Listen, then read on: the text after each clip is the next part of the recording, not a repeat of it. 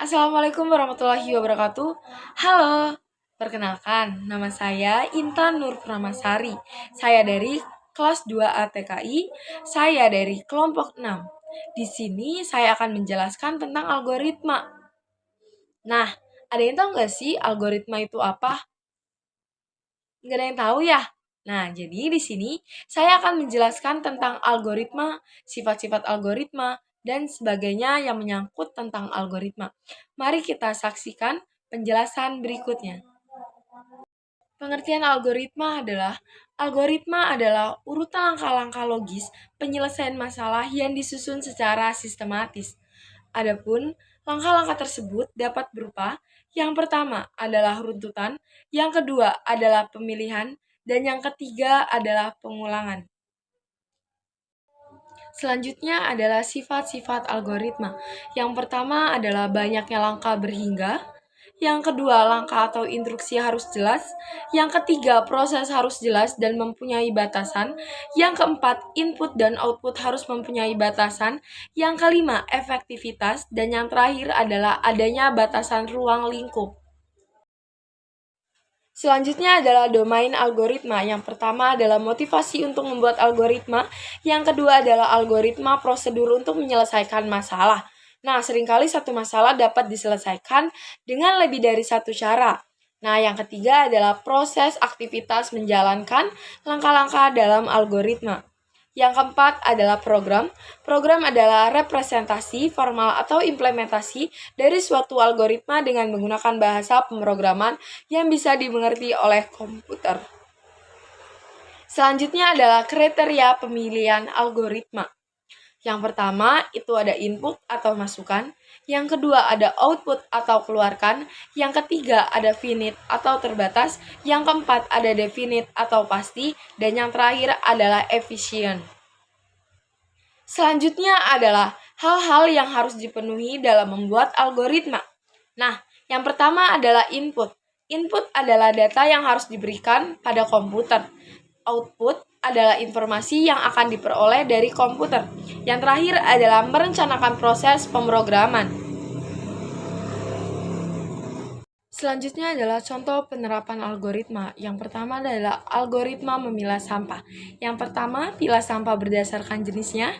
Yang kedua, jenis pertama adalah sampah organik. Yang ketiga, sampah organik dapat diolah menjadi pupuk. Yang keempat adalah jenis kedua adalah sampah yang dapat digunakan kembali. Yang kelima adalah sampah jenis ini dapat dimanfaatkan untuk ke hal yang lain. Yang keenam adalah sampah yang dapat didaur ulang. Yang ketujuh adalah sampah ini dapat didaur ulang menjadi barang lain.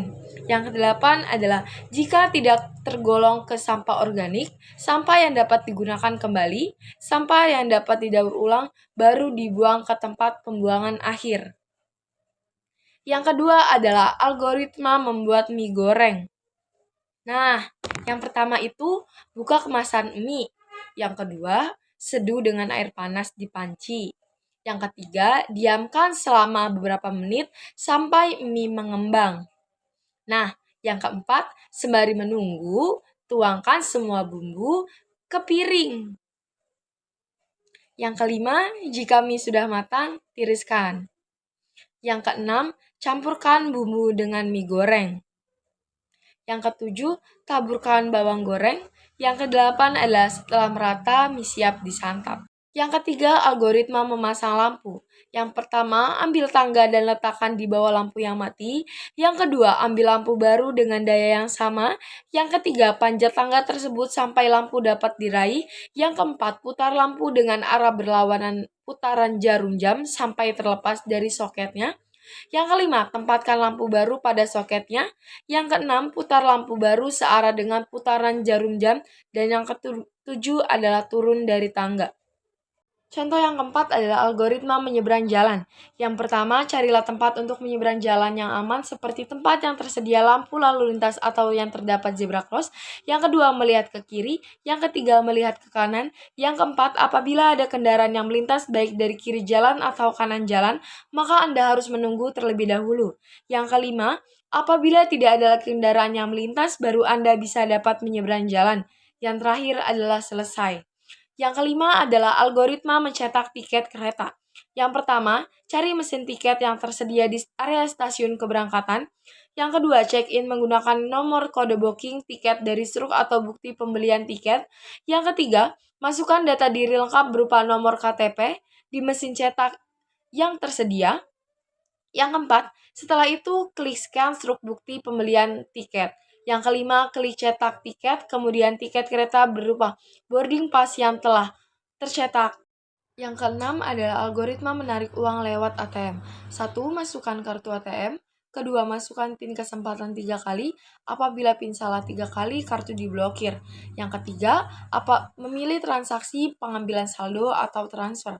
Yang keempat, apabila memilih pengambilan saldo, pilih jumlah nominal. Yang kelima, apabila memilih transfer, masukkan rekening tujuan, lalu jumlah nominal. Yang keenam, setelah selesai, apakah kita ingin melakukan transaksi lagi? Jika iya, kembali ke menu transaksi. Jika tidak, selesai. Ketujuh, ambil kartu, uang, atau jika pengambilan saldo dan setruk. Yang kedelapan, keluar dari ATM. Yang ketujuh adalah algoritma mencuci pakaian dengan mesin cuci. Yang pertama, masukkan pakaian kotor dan deterjen ke dalam tabung mesin cuci. Yang kedua, isi tabung dengan air bersuhu sesuai kebutuhan. Untuk menentukan volume air yang sesuai, mengaculah pada buku manual mesin cuci. Yang ketiga, jalankan siklus pencucian. Semakin banyak muatan mesin cuci, semakin panjang pula waktu yang diperlukan untuk mencucinya. Yang keempat, setelah siklus pencucian selesai, keluarkan air melalui selang di bagian belakang mesin. Yang kelima, isi kembali tabungnya dengan air bersih, lalu jalankan siklus pembilasan. Yang keenam, setelah siklus pembilasan, pakaian Anda semestinya sudah bersih. Yang ketujuh, keringkan pakaian menggunakan mesin cuci. Yang kedelapan, jika sudah selesai, segera keluarkan cucian dari mesin cuci dan gantung untuk mengeringkannya. Yang kedelapan adalah algoritma kipas angin. Yang pertama, colokkan steker ke stop kontak. Yang kedua, tekan tombol on untuk menghidupkan kipas angin. Yang ketiga, tarik tuas di bagian atas agar kipas angin bergerak dan tekan tuas jika ingin kipas angin tidak bergerak. Yang keempat, atur kecepatan dengan menekan tombol angka 1, 2, 3. Yang kelima, tekan tombol off untuk mematikan.